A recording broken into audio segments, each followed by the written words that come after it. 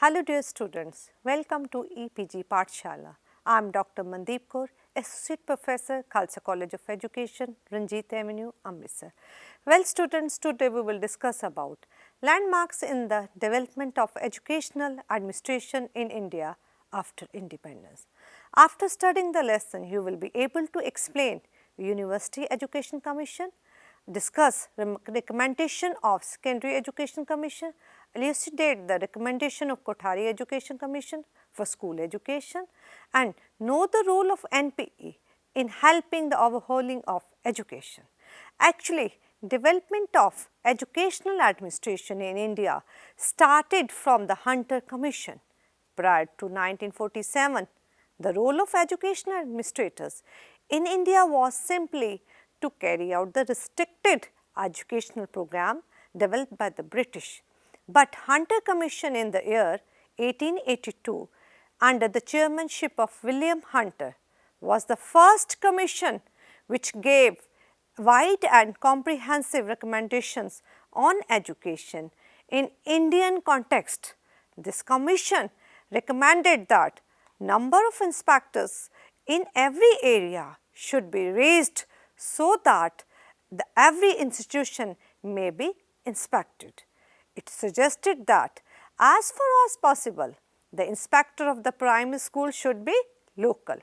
Following independence, we have developed vastly expanded educational programs with greatly changed objectives. For the implementation of these new programs, the educational administrator's job takes on new dimensions and requires not only new theories of educational administration, but also new techniques. Now, we will discuss some of the important committees and commissions responsible for development of educational administration in India. First one is University Education Commission. As education being the chief instrument for reconstruction and transformation of society, so steps were taken in this direction. A series of commissions were appointed to survey, study, review and recommend improvements in the different sectors of education. To take into the problems of university education, the University Education Commission was appointed by the Government of India in 1948 under the chairmanship of Dr. S. Radhakrishnan. The commission made important suggestions for improving the standard of university education in the country. These suggestions are: number one is university education should be placed in the concurrent list, which means that both the state and central governments could legislate on the subject of education. Next one is the central government should be responsible for finance, coordination of facilities in special subject and adoption of a national policy ensuring minimum standards of efficiency. Universities should be teaching institutions rather than affiliating types. University Grant Commission should be set up for the allocation of funds. The state should recognize its responsibility for the maintenance of standard and financing of higher educations. The aid should be given to private college for building equipments. Steps should be taken to amend income tax laws in order to enable them to give effect to recommendations. A 3 years degree course for the first university degree be introduced. Rural universities should be established in various states of the country. Next commission is Secondary Education Commission. In the year 1952, as secondary education remains the weakest link in our educational machinery and needs urgent reform. This led to establishment of an All India Commission for Secondary Education in 1952 under the chairmanship of Dr. A. Lakshman Swamy Mudaliar. This commission offered a number of suggestions to recognize secondary education based on new goals and needs of independent India. The commission was equally concerned with the qualitative improvement of the schools, new trends in examination, guidance and extracurricular work were brought into the school programs. The following are the main recommendations of the Commission. Number 1 is secondary education should commence after 4 or 5 years period of primary education and should include the middle or the senior basic secondary stage of 3 years and the higher secondary stage of 4 years. The present intermediate stage should be replaced by the higher secondary stage, which should be of 4 years duration. 1 year of the present intermediate being included in it. As a consequence of the preceding recommendations, the first degree course in the university should be of 3 years duration. For those who pass out of the high school, there should be provision of a pre-university course. Next is multi-purpose schools should be established wherever possible to provide varied course of interest to students with diverse aims, aptitude and abilities. Technical schools should be started in large number either separately or as a part of multi-purpose schools. The Commission's recommendations were integrated in the successive 5 years plan and began to implement it both at the center and in the state in 1954. Next commission is Indian Education Commission. This commission, popularly known as Kothari Education Commission, formed on 14th July 1964 under the chairmanship of Daulat Singh Kothari. This commission realized that existing facilities and arrangements for the training of educational administrators are inadequate. Training is needed to orient educational administrators to educational expansions and improvement programs. In this respect, Commission made few recommendations, which are the state institutes of education in collaboration with the university, wherever needed, should organize in-service education programs for all non-gazetted educational staff on the administrative and inspectional side. Second is, they should provide in-service training of about 2 months to every officer in every 5 years of his or her service. In addition, they should also organize conferences, seminars and workshops for the gazetted staff. The Ministry of Education should run a national staff college for senior educational administrators of the State Department of Education.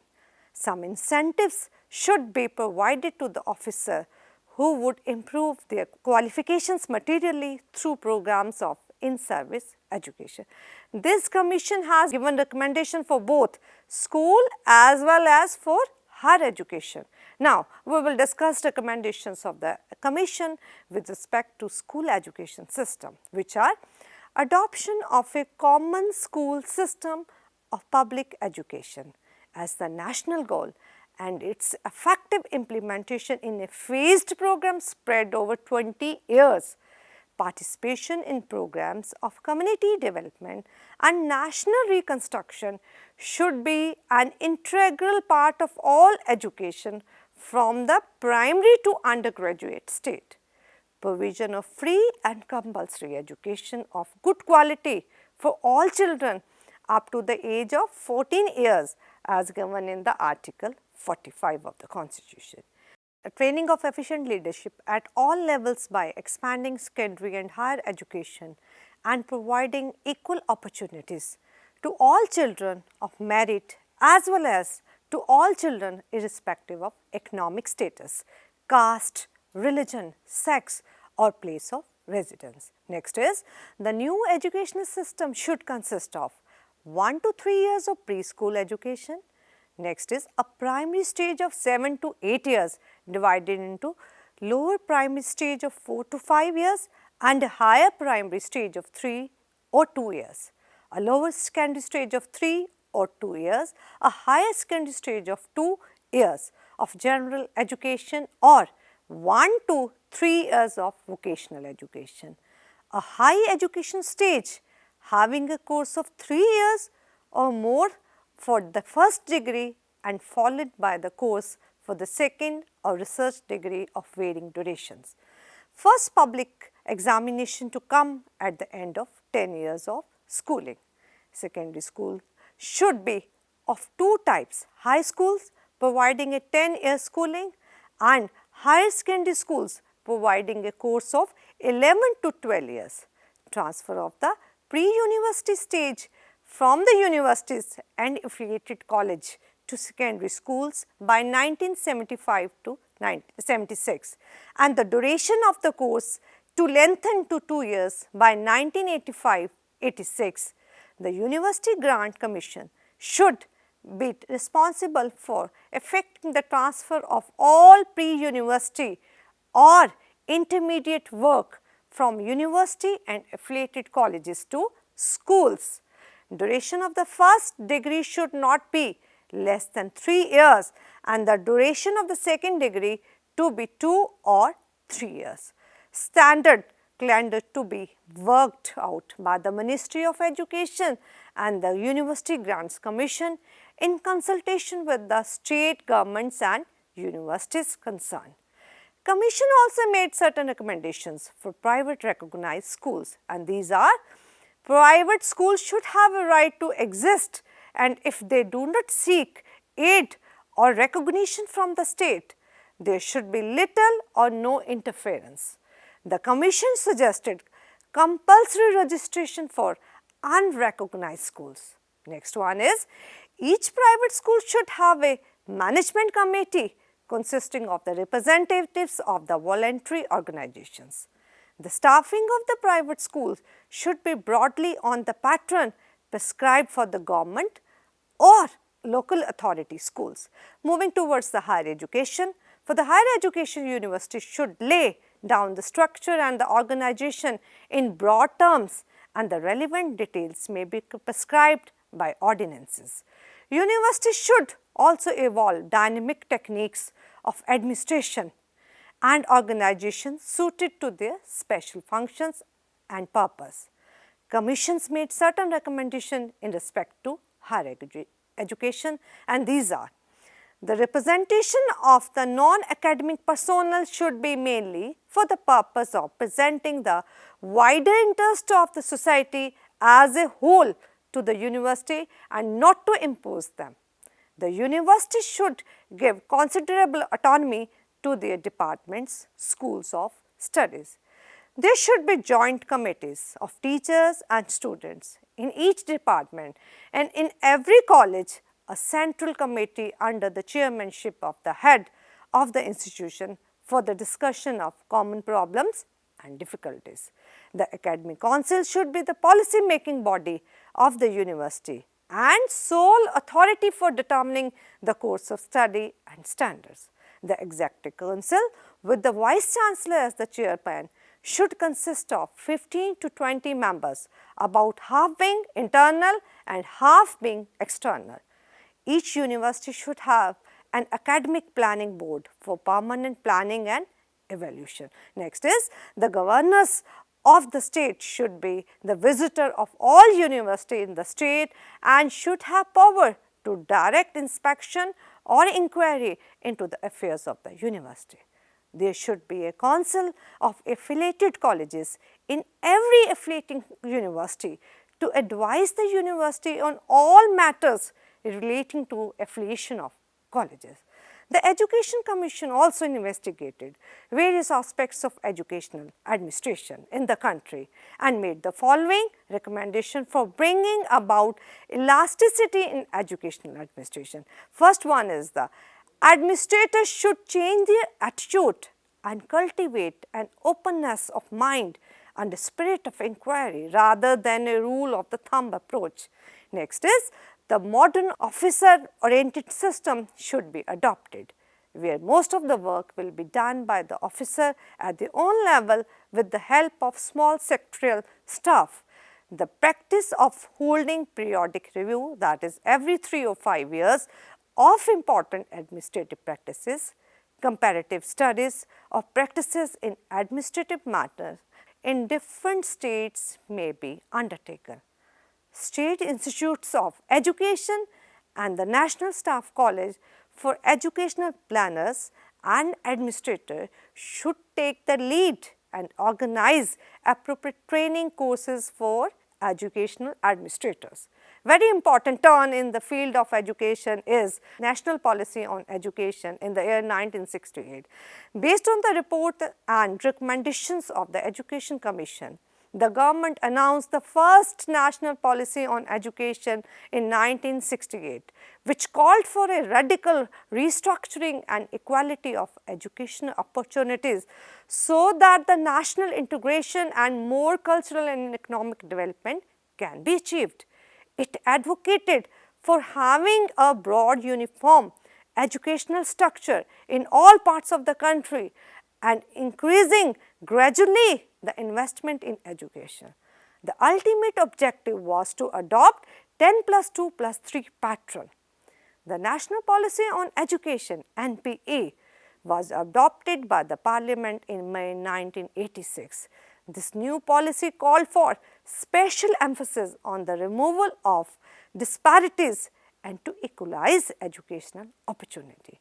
NPE 1986 recommended for an overhaul of the system of planning and the management of education.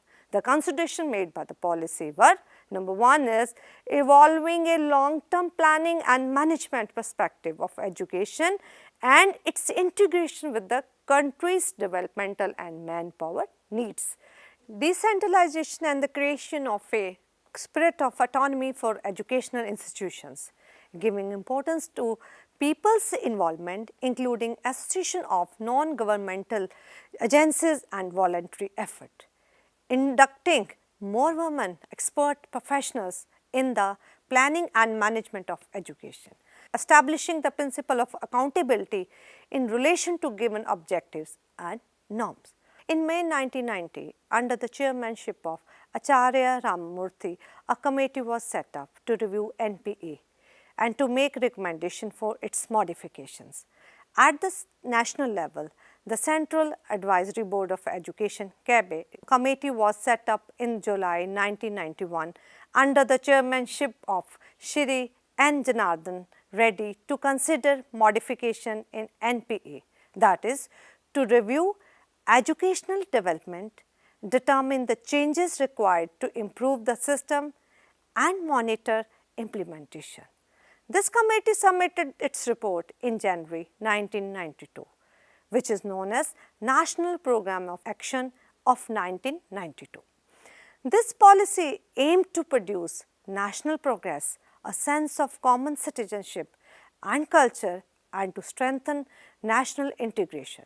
Its focus was on the need for a radical reconstruction of the education system and to improve its quality at all levels and to give more attention to science and technology, to inculcate moral values and to develop a close relationship between education and the life of the people.